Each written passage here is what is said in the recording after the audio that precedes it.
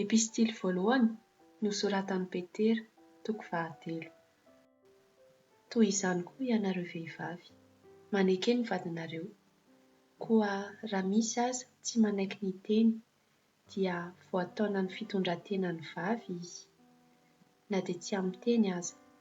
Rehefa hitany ny fitondran-tenanareo izay madio sy feno fanajana, ary aoka ny fihaingonareo tsy ho zavatra ivelany toy ny taovolo manaitra sy ny firavaka volamena na ny fitafiana marevaka, fa ny toetra miafina ao am-po amin'ny fiaingona tsy mety ho lo, dia ny fahalemem-panahy sy ny fiadanana izay sarobidy indrindra eo imason'Andriamanitra.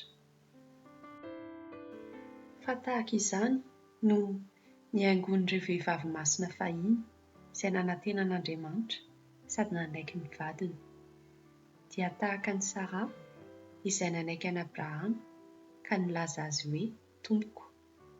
Koa ianareo no tonga zanany amin'ny fanaovana ny soa ka tsy hanahy na inona fampitahorana.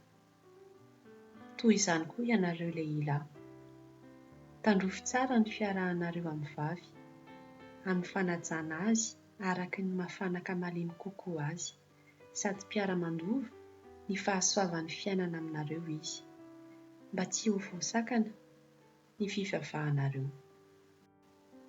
Farany, miraisa saina ianareo rehetra, ka miara-ory, mifankatsiava tahaka ny mpirahalahy, mamindra fo, manetretena, aza mamaly ratsy ny ratsy, na fitenenan-dratsy ny fitenenan-dratsy, fa aoka hisaotra kosa satria ho amin'izany no niantsoana anareo mba handovanareo fitahiana.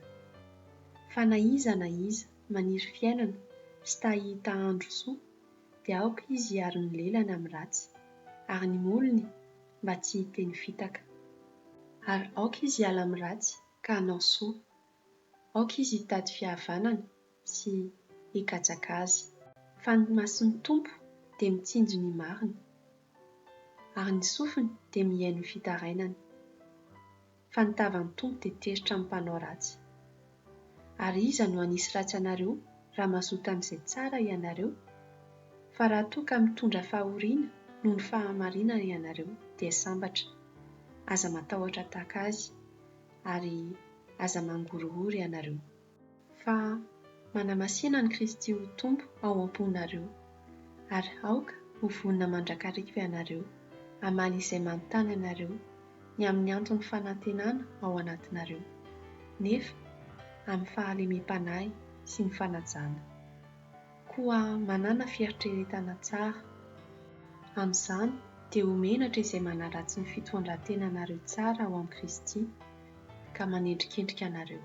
Fa tsara kokoa ny mitondra fahoriana amin'ny fanaovan-tsoa raha izany ny sitrapon'Andriamanitra noho ny mitondra fahoriana amin'ny fanaovan-dratsy.